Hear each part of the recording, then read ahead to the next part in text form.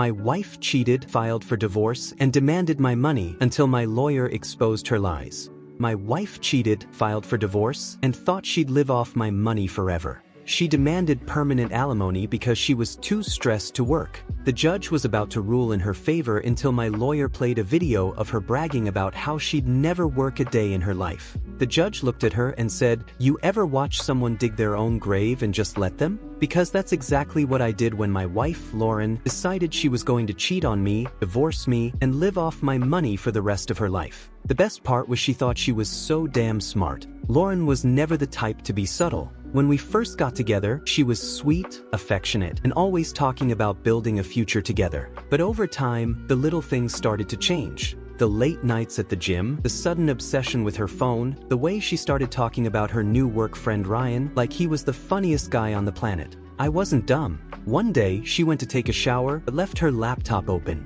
Her messages were right. "Ryan, you look so good in that dress today, babe. Wish I could have taken it off you myself. I know Jason didn't even notice. He's so checked out." Lame-o checked out. I worked 60-hour weeks to make sure she never had to lift a damn finger. I put her through college, I paid for everything. And the second she got bored, she was out screwing some guy from her office. I should have confronted her. I should have thrown her out that night. But instead, I took a deep breath, sat back and let her keep digging. Because I knew something she didn't. Lauren thought she was in control. She had no idea that I was about to flip the entire game on her. A month later, Lauren hit me with the classic, "We need to talk." She sat me down, put on her best fake sad face, and started talking about how we've grown apart and maybe we'd be happier with other people. I almost laughed. She thought she was so slick. She wanted to be the one to file first because in our no-fault state, it gave her a better shot at getting spousal support. And oh, she didn't just want support. She wanted permanent alimony. Her exact words, "Jason, I can't just start over from nothing.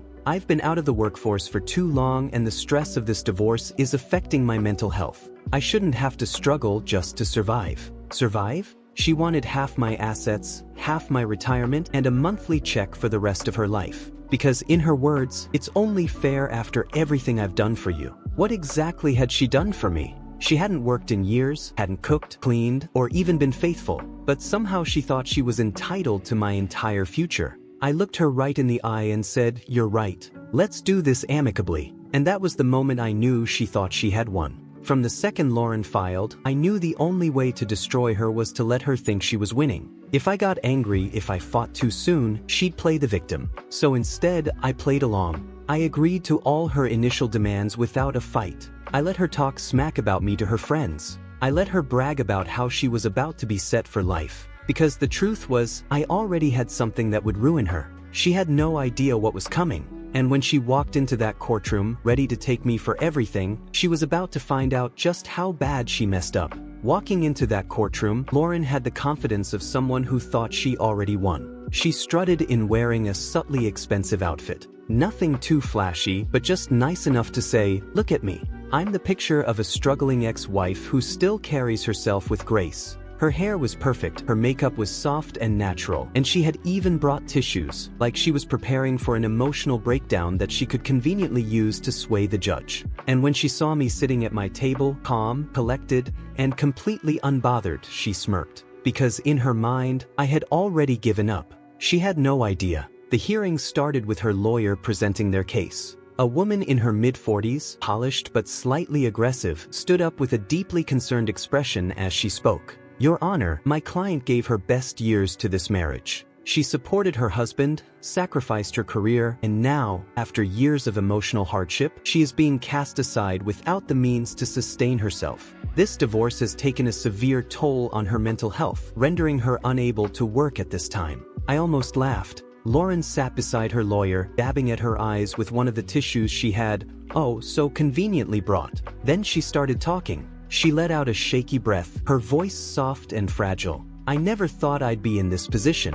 I gave everything to our marriage. I built a home. I supported Jason in his career, and I was happy to do it because I believed in us." "Oh, you mean the same marriage you threw away the second you found a younger guy to screw?" But I stayed quiet. Lauren paused, sniffled, and let the tension linger in the air before continuing. "When we separated, I was devastated. I had no income, no way to support myself, and the stress has been unbearable." Her voice broke. She gripped the tissue just a little tighter. Your Honor, I wake up every day with anxiety so severe that I can't even function. The thought of having to enter the workforce after all these years. She swallowed. I don't know how I'm supposed to survive. She lowered her head, trembling slightly as her lawyer placed a comforting hand on her arm. The judge, a no-nonsense woman in her 60s, gave her a long, unreadable look. Then she turned to my lawyer. Mr. Reynolds, do you have any questions for the petitioner? My lawyer, cool, professional, and completely unimpressed, stood up and buttoned his jacket. Just a few, Your Honor. Lauren tensed.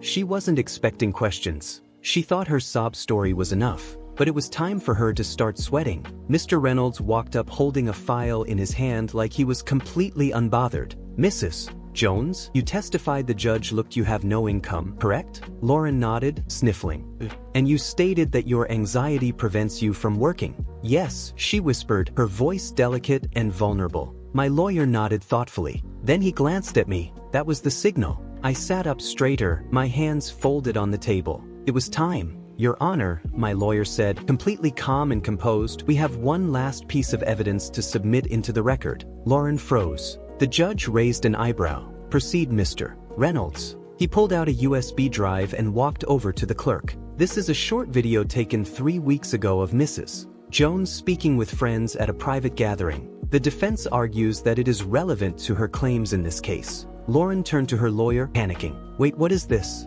She whispered, her voice no longer delicate, no longer in control. Her lawyer looked just as confused. I don't know. The judge nodded at the clerk. Play it. The screen lit up and there she was, Len at a house party, holding a wine glass, laughing with her friends. And then came the words that sealed her fate. Honestly, I'm never working again. She giggled. Jason makes too much money, and after this divorce, I'm set for life. Her friends laughed. One of them, probably just as awful as she was, raised her glass and said, God, I wish I could pull that off. And Lauren smirked and said, you just got to marry a guy who doesn't see it coming. The video ended. The courtroom was dead silent. Lauren's face went pale. Her lawyer slowly closed her eyes, exhaling through her nose like she was counting to 10. The judge turned to Lauren with the most disgusted expression I have ever seen. And then she spoke.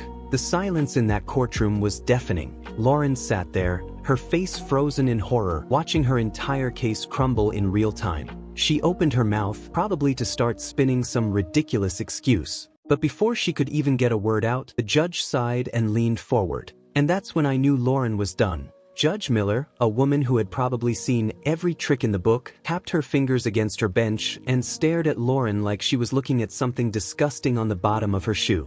Mrs. Jones, she started slowly, deliberately, would you care to explain that video? Lauren's mouth opened and closed like a fish gasping for air. She turned to her lawyer, desperation in her eyes. But even her lawyer looked like she was ready to throw in the towel. Finally, Lauren managed to speak. That video is out of context, she said. Judge Miller tilted her head. Out of context? Mrs. Jones, do enlighten me. What exactly is the correct context for? I'm never working again and you just got to marry a guy who doesn't see it coming? Lauren swallowed hard. Her hands were trembling now. I was just joking, she said. The judge leaned back in her chair, unamused. So to clarify, your claim is that you are too emotionally distressed to work, yet while this divorce was pending, you attended social events, drank with friends, and openly bragged about how you plan to avoid working for the rest of your life on your husband's dementia. Lauren didn't answer because there was no answer. She knew it. Her lawyer knew it. Hell, at this point, even the court clerk looked embarrassed for her.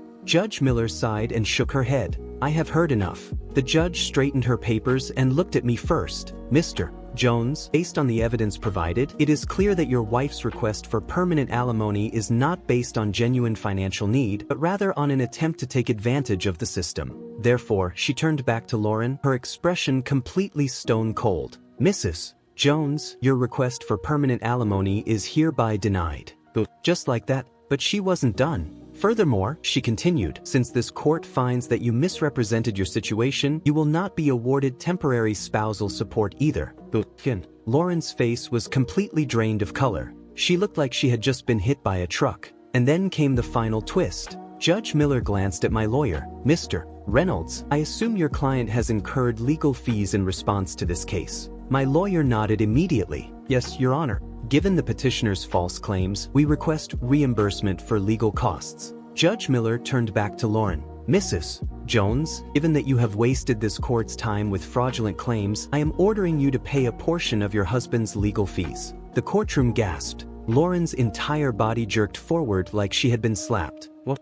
That's not fair, she cried. Judge Miller didn't even blink. Fair, she repeated, mocking. Mrs. Jones, what's not fair is attempting to manipulate this court for financial gain. You will be responsible for reimbursing Mr. Jones's attorney fees in the amount of. She turned to my lawyer, who immediately handed over a neatly prepared document. Judge Miller scanned it. Then she looked back at Lauren. $12,000 to be paid in full, within 6 months. I swear to God, I have never seen a human soul leave someone's body so fast. Lauren actually started shaking. I don't have that kind of money, she cried. Judge Miller didn't care. Then I suggest you start working, she said. And with that, she banged the gavel. Case closed. Lauren was officially ruined. The moment court adjourned, Lauren turned to me with wild, desperate eyes. Jason, she whispered, shaking. Please, we can work something out. I stared at her. This woman had cheated on me, lied in court, and tried to take my money forever. And now that she had lost, she wanted to negotiate.